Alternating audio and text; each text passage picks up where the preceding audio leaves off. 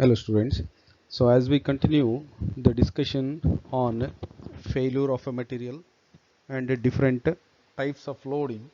So now we will move into a new topic where we can learn how to tailor the properties of a material by creating a new alloy. Okay, so now whenever we are going to alter the property or when we are going to predict the properties of a new material, so that leads to a formation of a new alloy. So now when you see the addition of alloying elements, okay, so concept of formation of alloys will come either in a ferrous alloys or in a non-ferrous alloys. So if you take a ferrous alloys, the major one which is considerable in a ferrous alloy is a steel. Okay, so even in the steel, the alloying element which we are going to add, the carbon, okay, the percentage of a carbon is going to decide the various types of steels, as you can see here. So either there may be a low carbon steel or a medium carbon steel or a high carbon steel, depending upon the carbon percentage, okay, as well as different alloying elements. So here we will see, okay, hypoeutectoid and hypereutectoid steels. So what are these hyper and hypoeutectoid steels? We'll see in the coming slides when we are going to discuss about the iron carbon diagram. So just to have a glance about how exactly a steel and the properties are going to change with respect to the alloying elements. Just to have a glimpse of that one, so we have just given what are the different examples. Now here also we can see, okay, so depending upon the application also, the property of the steel are altered. Okay, so even when you see it here, okay, soft magnetic transformer core where we are going to use the steel. Okay, so here the alloying elements also are also different. Okay, so when it comes to the ferrous alloys, so we have different categories, so where we are going to add the alloys. But now the question is how we are going to add the alloys. Okay, so again if you recall back to the APF, where we have seen the atomic packing factor for a different crystal structure is a different percentage. Okay, the remaining percentage is a free void, where the added element, that is a foreign element, is going to occupy, okay, either the interstitial position, okay, or the substitutional position in the parent atom. Okay, so here whenever we see the added element, okay, going to occupy the interstitial, the best example for interstitial solid solution is steel. Okay, so where the carbon atom is going to occupy the interstitial position in the iron. Okay, so that is going to form a solid solution. Okay, that formation of an alloy is a steel. Okay, so even in the substitutional, a parent atom is replaced by a foreign atom, so either in a ordered manner or in a disordered manner. Okay, so a regular interval the atom is replaced. Okay, if not in a regular interval, then that one is called as a disordered solid solution. The third one is a compound or intermediate structure.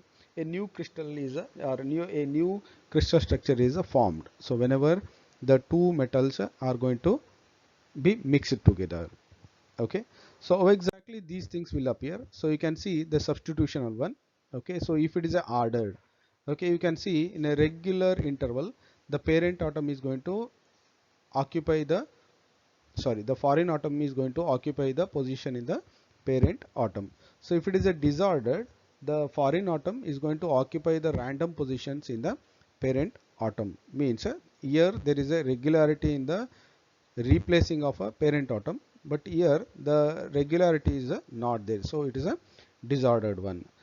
Okay, so the best example is you can say copper and tin and bronze, okay, copper and tin, where we say it's a bronze, or copper and zinc, where we say it's a brass, okay. So and a silver, okay, and a copper, okay. So in all those things, so we can see the different foreign atoms which are going to replace the parent atom. And the next category is the interstitial solid solution. So where you can see the solute or a foreign atom is going to occupy the interstitial position in the parent atom. Okay, so means again the size of this foreign atom is going to play an important role when it is going to form the interstitial solid solution. So example for this one is a iron and a carbon. Okay, so ordered you can see at a low temperature, so disordered is at a high temperature, because at high temperature the atoms will vibrate and they will be free to move from their position. For that one, at a high temperature there will be a disordered solid solution which is going to form. But whenever these things are going to form, okay, either a substitutional solid solution or a interstitial solid solution, so there are few norms which it has to form, okay, it has to follow. Say for example, so Hume Rothery, okay, so the one who has formed a few rules, okay, or there are few norms by which if it is going to follow that one, so then a substitutional solid solution is going to form. So what are those things? The first one is a crystal structure. Okay, so whenever we are going to a element is going to, or an alloy is going to form a substitutional solid solution, so both the crystal structure of a parent as well as a foreign element or a metal should be of a same, something like a copper and nickel, where both are having a FCC structure. Okay, the second is a size factor. Size factor means the parent atom and the atomic the foreign atomic radii should be equal. Okay, even if there is a difference, it should not be more than 15% in the diameter or atomic radius. Okay, and the third one is a chemical affinity. So chemical affinity means so if they are further apart in the periodic table, so more is the chemical affinity. So chemical affinity is more means forming a compound will be more rather than forming a substitutional solid solution. Okay, next is the electronegativity. Electronegativity difference between the two element is smaller, so higher the electronegativity. Okay, so more tendency to form intermediate phases. Okay, so means the electronegativity is also going to influence on the formation of intermediate compounds than the solid solution. And the last one is the relative valence. Okay, so the lower the valency tends to dissolve the higher valency metal and vice versa. Okay, means whenever we need to have a substitutional solid solution, okay, so we need to keep all these five factors in a mind in order to make the substitutional solid solution. Okay, so example for these things you can see here. So one I said a copper and nickel, so where the copper and nickel are having the same crystal structure and the difference in the atomic radii is not more than 15%. The valence factor is a 1 and 2, okay, and the electronegativity is almost nearby.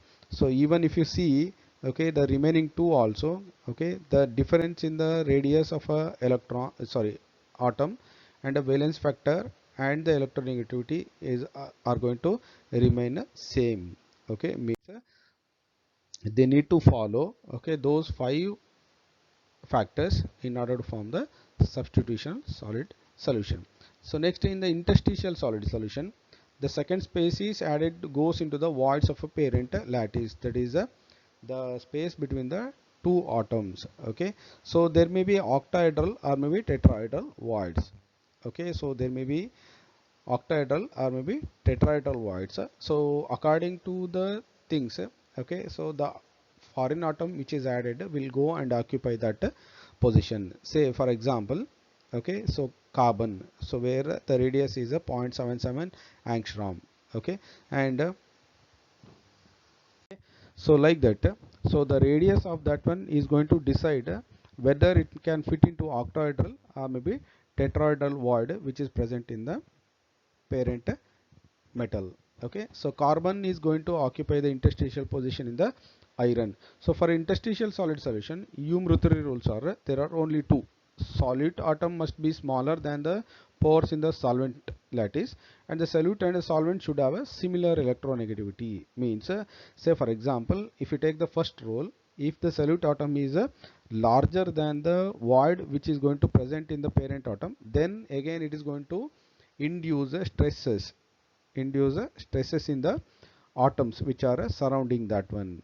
Okay, and the solute and solvent atom, if they are having a difference in the electronegativity, rather than forming a interstitial solid solution, they will form a intermediate compound. Okay, so the last one, so if it is not going to form any of these two, okay, so either if it is not going to form a substitutional solid solution, or ordered or disordered, or interstitial solid solution, so ultimately it will give rise to intermetallic phases. Okay, so these intermetallic phases are very hard, okay, very hard in nature, and they will be having a high melting point. Okay, say for example, if you take it in the iron carbon diagram, it is a Fe3C, or a tungsten carbide, TiC. So these things are interstitial compounds which are metallic in nature, and they will be having a high melting point. Okay, so and if it is an electron compound, for example Cu9Al4. Okay, so each atom of a copper have a 1 valence electron, and each atom of aluminum has a 3 valence electron, so that 13 atom which make up the compound have a 21 valence electrons, which electron atom ratio brings up to the 21 is to 13. Okay, means if the valence factor, electronegativity, size factor, crystal structure, chemical affinity, if all these things are not going to come in a range as specified by the Hume-Rothery, okay, then these elements, okay, are metals will tends to form intermetallic phases which are hard in a nature, and those things will be having a high melting point. Okay, so these are the basic things which are needed in order to understand to form the alloys, and even to understand the phase diagrams, which we are going to discuss in the coming slides. Okay, thank you.